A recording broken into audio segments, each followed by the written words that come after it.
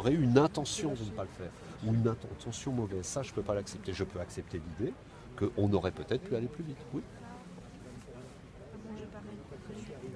Merci à vous. Merci. Excusez-moi, j'ai quand même une question. Oui. Parce qu'en fait, ce n'est pas qu'un universitaire, c'est toute une population qui était érudite. Oui, oui. Qui était... Mais ça, il y a des études sociologiques et historiques. Comment le peuple allemand, cultivé, voilà. intelligent, avec des penseurs, des philosophes extraordinaires, comment le peuple allemand, globalement, il s'est laissé entraîner là-dedans. Voilà. Et c'est pour ça, moi, vous savez, à l'université de Strasbourg, aujourd'hui, on a remis la statue de l'Allemagne sur la façade. Oui. Qui avait été enlevée en 18, ce qui était normal, parce qu'elle est 18. Oui. Et tous les ans, le 25 novembre, je vous y invite, je rappelle que nous célébrons la mémoire de nos martyrs, nos 120 déportés de l'université de Strasbourg. Ah oui. Hein ? Il ne faut pas oublier, il y a une plaque, 120 déportés. Hein ? Et donc, on pourrait être vengeur, on pourrait dire, voilà, l'université de Strasbourg a eu 120 déportés, je déteste l'Allemagne pour toujours. Eh bien, on ne le fait pas. Et on ne le fait pas. Et d'ailleurs, on a mis la statue de l'Allemagne sur le plateau de Gergovie, qui est à Clermont. C'est là où les étudiants de l'Université de Strasbourg se rassemblaient pour faire de la résistance, sous prétexte de fouilles archéologiques qui n'existaient pas. Ils faisaient de la résistance sur le plateau de Gergovie. Gergovie, Astérix, vous savez. Non, Vercingétorix. Pour moi, c'est Vercingétorix. Vercingétorix, oui, non, mais il faut un peu plaisanter quand même, sinon on devient trop sérieux. Oui. Mais ils se réunissaient là-bas. Et aujourd'hui, il y a un mémorial, il y a une statue. Eh bien, l'auteur de la statue, c'est un Allemand. C'est un Allemand. Ben voilà, je pense que c'est ça qui est aussi important. Sortir des cases, sortir des clichés, sortir des notions de vengeance. Ce qu'il nous faut, c'est la vérité. C'est pas la vengeance. C'est pas du tout la Je suis le petit-fils de Jean Samuel. Ah, salut. Et ce que tu me racontes là, c'est ce que mon grand-père m'a toujours raconté. Oui. Il a toujours voulu. Vous savez qui était Jean Samuel? Oui. Piccolo. Mon grand-père, il m'a raconté sur ça. Et j'étais en fac avec son Pierre. Fils, avec mon père. Ouais. Et il m'a toujours raconté ça. Il allait parler. La seule fois où il a accepté de reparler allemand, c'était pour aller reparler à des jeunes allemands. Et la jeune génération aujourd'hui, elle a fait un travail que même peut-être la France n'a pas fait. Je pense que les Allemands ont fait un travail qu'on n'a pas fait. Mais si actuellement. Ce que je dis souvent, les Allemands, ils ont reconnu, ils ont fait le nécessaire. Et les autres pays qui étaient souvent tout aussi mauvais et qui ont fait bien pire souvent, ils n'ont jamais eu de repentir, ils n'en ont pas parlé. Mais tu sais, le fait de retrouver, j'essaie d'expliquer ça à ma fille tout à l'heure, mais on vient de Romans-Zulaire où mon grand-père est enterré avec la tombe de sa mère, etc. Et sur la même tombe, il y a le nom de son père et de son frère qui ne sont pas de sépulture.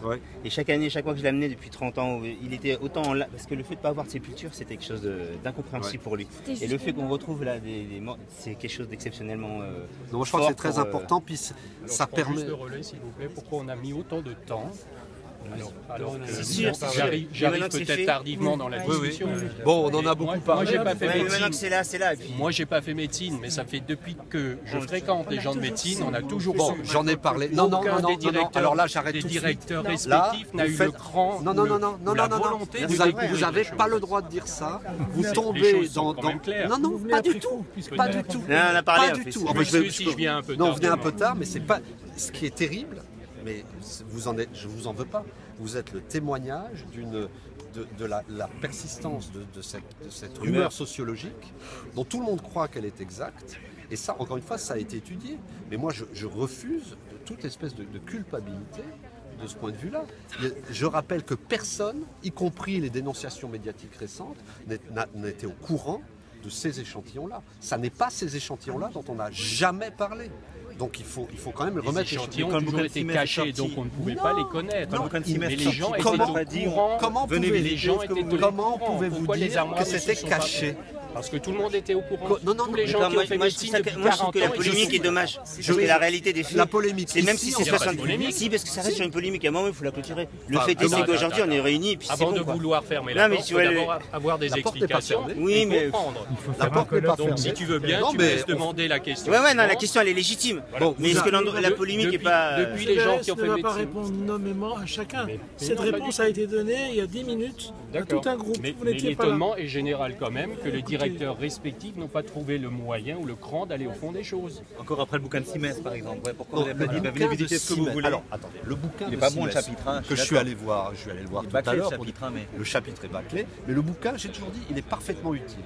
Il correspond à une manière de mettre ce sujet des médecins nazis sur la place publique, c'est très important. Ce que Simès a relayé, c'est la fameuse rumeur qu'il y aurait dans les collections d'enseignement de l'Institut d'anatomie des éléments qui auraient été utilisés encore récemment, parce que tous les copains, tous les ont juré qu'ils en avaient vu, et ça j'ai affirmé, et je le maintiens, qu'il n'y en a pas, parce que nous avons cherché. Nous avons cherché, il n'y en a pas. Il y avait une commission existante. Nous avons regardé, il n'y en a pas besoin de commission, nous l'avons cherché, il n'y en a pas. Donc ça, et maintenant il y a cet amalgame que je ne vous reproche pas, mais ça c'est les amalgames le sujet est compliqué, le sujet est difficile, mais l'amalgame entre les collections d'enseignement et ceci, je rappelle que c'est des échantillons qui ne sont pas des échantillons de Hirt, qui sont des échantillons du médecin légiste français, qui les a prélevés pour être à charge contre Hirt, et qui étaient dans les...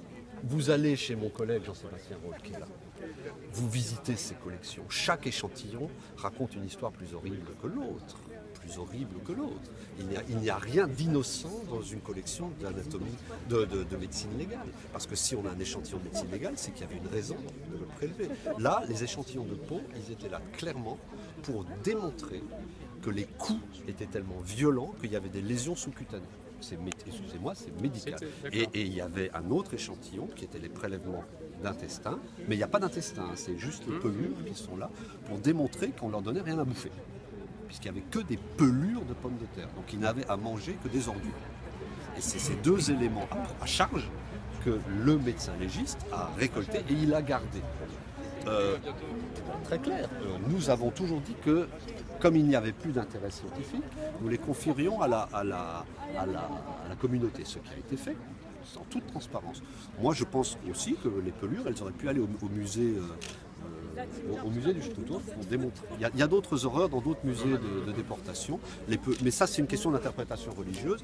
Les autorités religieuses ont souhaité les inhumer, moi ça me va, mais je les aurais bien vus au musée du Stutthof pour démontrer aux générations futures, à la petite fille là, de mon ami Samuel, que c'était vrai.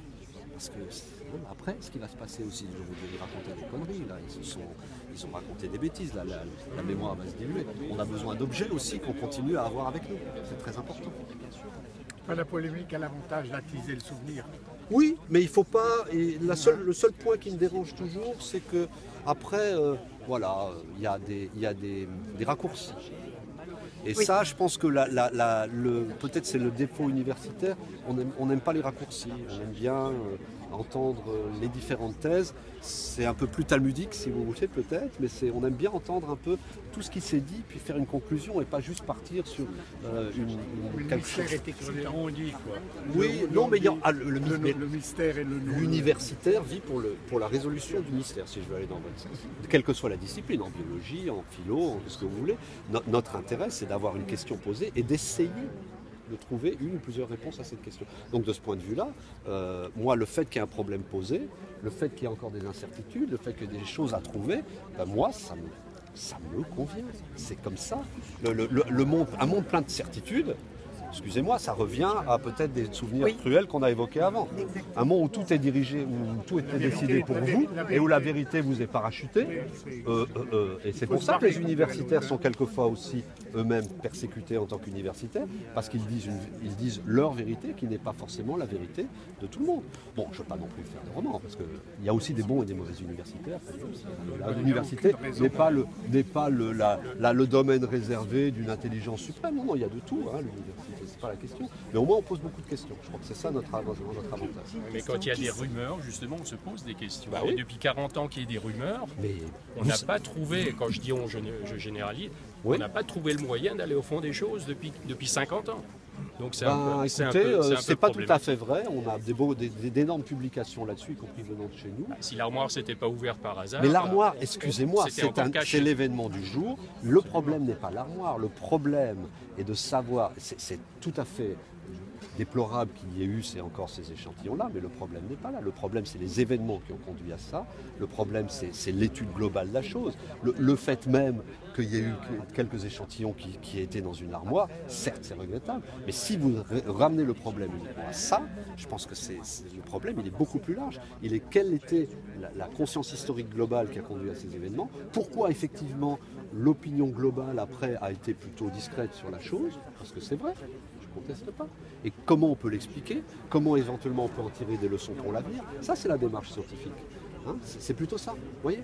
Mais bon, je ne suis pas scientifique, mais je ne suis pas sur cet état d'esprit, pas du tout. Alors, moi, je suis sur les responsabilités depuis des décennies maintenant, sur ce sujet-là. Point. Oui, alors? Et alors, c'est quoi la responsabilité de qui? De tous ces différents présidents d'instituts universitaires qui savaient, parce que les étudiants savaient, donc c'était impossible qu'ils ne savaient pas, d'une part. Alors là, je vous arrête, vous reprenez la rumeur. Évidemment. Ils savaient, ils ont regardé, il n'y avait rien. Il n'y avait rien dans les collections d'enseignement des étudiants.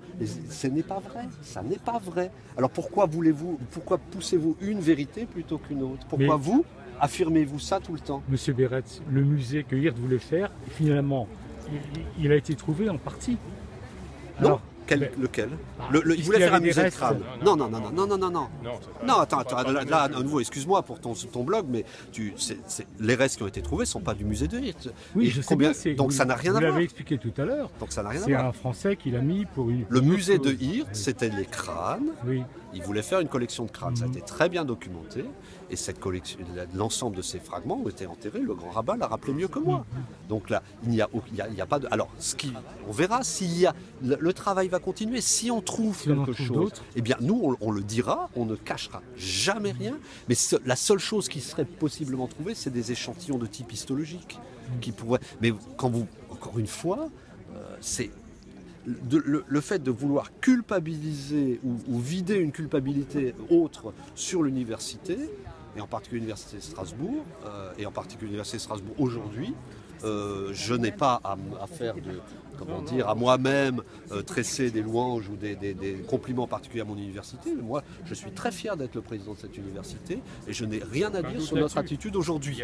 Aujourd'hui, tout ce qui se passe, je suis fier d'être le président. On ne peut pas concevoir que des rumeurs qui sont diffusées. C'est la même université.